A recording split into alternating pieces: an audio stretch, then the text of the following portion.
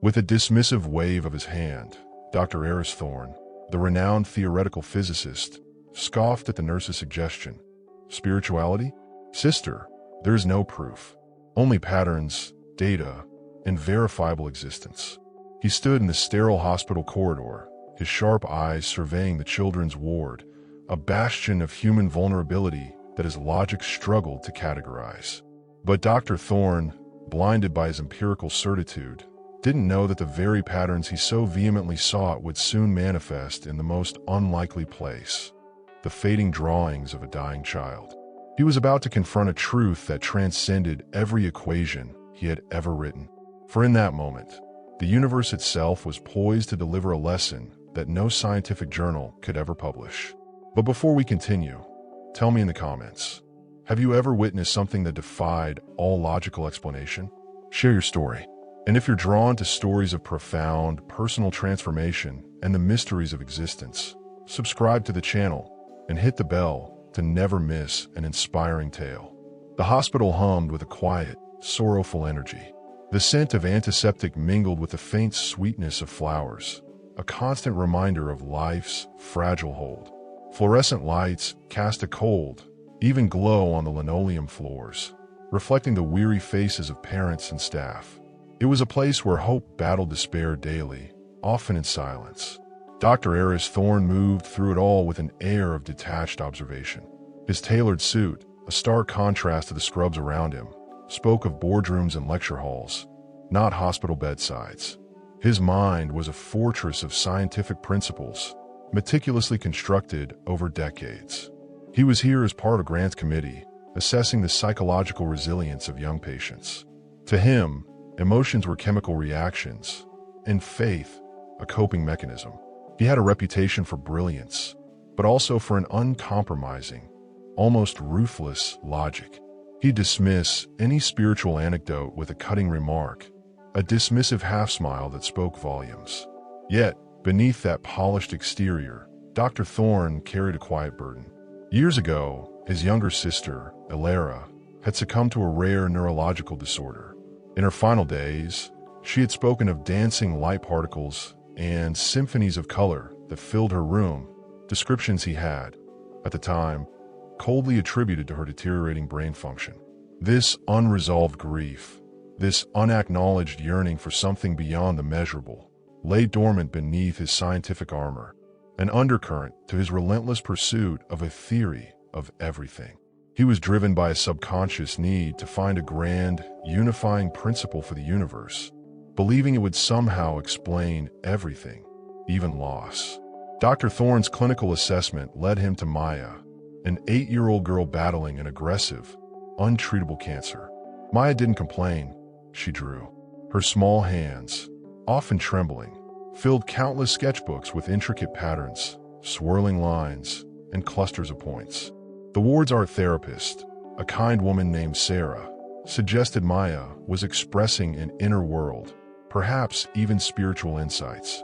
Dr. Thorne, examining the latest drawing, a complex web of interconnected circles, simply stated, it's a neurological response. The brain's attempt to impose order on chaos, exacerbated by medication. His tone was dismissive, almost condescending. There's no inherent meaning beyond that. A junior resident, eager to impress Thorne, nodded vigorously. Yes, Dr. Thorne, the visual cortex often creates such distortions under stress. It's well documented. Even Sarah, though unconvinced, hesitated to challenge the formidable physicist. The hospital's chief of medicine, Dr. Chun, a pragmatic but compassionate man, tried to bridge the gap. Dr. Thorne, perhaps it's more than just pathology. Children often have unique ways of processing profound experiences. Thorne merely raised an eyebrow, a silent challenge. Unique, perhaps. Quantifiable, no. What they didn't know was the intricate, almost obsessive detail with which Dr. Thorne had studied the patterns. His mind, honed by years of deciphering complex equations and theoretical models, couldn't dismiss the recurring motifs. He saw symmetries, fractal designs, and repeating sequences that hinted at a deeper code. This wasn't merely a child's scribble. His background in theoretical physics, particularly his work on quantum entanglement and the elusive, grand unified theory had trained his eye to spot these anomalies. He remembered a particularly intense period during his doctoral studies, a time when he delved into ancient geometry and sacred symbols, hoping to find mathematical correlations in unexpected places. He'd learned about mandalas, sacred fractals, and the concept of an Akashic record, a sort of cosmic blueprint of all knowledge. He'd filed it all away as academic curiosity, dismissing the spiritual implications as mere folklore. Yet, the images Maya drew resonated with some of those ancient geometric forms, a strange echo from his subconscious.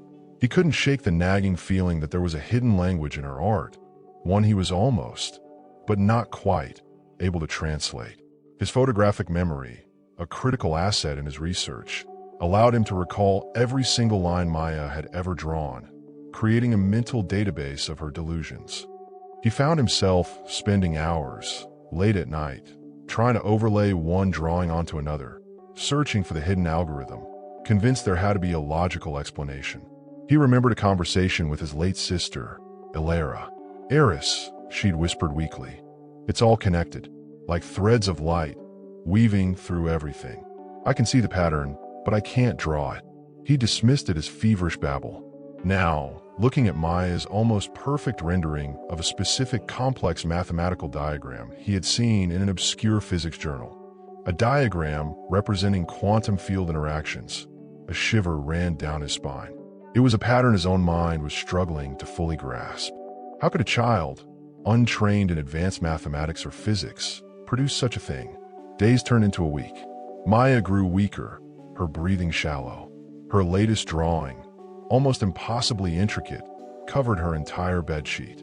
Dr. Thorne stood over her, a notepad in hand, about to make his final report, categorizing her drawings as terminal neurological events. "It's clear," he began. "These are simply the brain's desperate attempts at pattern recognition under duress. No spiritual component, just biological."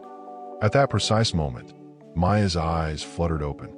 She looked at Dr. Thorne, a faint smile on her lips.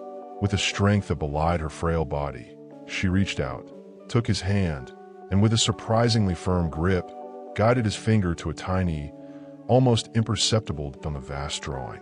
Then, she traced a delicate, luminous line that connected that to a cluster of swirling patterns on the opposite side of the sheet. She whispered, her voice barely audible, "The beginning and the end, they're the same, Dr. Thorne, just different parts of the circle." In that instant, Dr. Thorne's highly analytical mind, flooded with the images of his sister's dancing lights, Maya's intricate patterns, and his own theoretical models, connected the seemingly disparate elements. The dot and the cluster weren't just random points. They represented singularities, the birth and death of cosmic phenomena, mirrored in the quantum realm. The line Maya traced wasn't just a line. It was a representation of an unseen energetic pathway, a universal connection that his sister had described. His carefully constructed scientific fortress crumbled. He saw, not with his eyes alone, but with a sudden, profound understanding that bypassed all logic, the unseen. A silence, heavy with revelation, descended upon the small hospital room. The nurse and Dr. Chun, who had quietly entered, watched in stunned silence. They hadn't heard Maya's whispered words, but they saw the profound shift in Dr. Thorne. His face, usually a mask of detached intellect, was now etched with awe, a single tear tracing a path down his cheek. He simply knelt beside Maya's bed, holding her small hand. Maya's breathing quieted, and with a final, peaceful sigh, she was gone. Dr. Thorne remained there for a long moment, then slowly rose. He didn't offer an apology for his earlier dismissiveness. It wasn't necessary. His transformation was palpable. He looked at Dr. Chun, his voice hoarse. She showed me the unified field theory, not with equations, but with a truth that precedes them. His arrogance had evaporated, replaced by a deep humility. He left the hospital that day, a changed man, not abandoning science, but expanding its boundaries to include the immeasurable. And so, the story of Dr. Aris Thorne reminds us that the deepest truths often lie beyond the grasp of pure logic, hidden in the whispers of intuition, the patterns of the universe, and the innocent wisdom of a child. Sometimes, the proof we demand can only be found when we dare to look beyond the visible and open our hearts to the unseen. For the greatest discoveries are not always found in laboratories, but in the quiet moments where skepticism gives way to wonder and where existence itself offers its own profound, undeniable proof.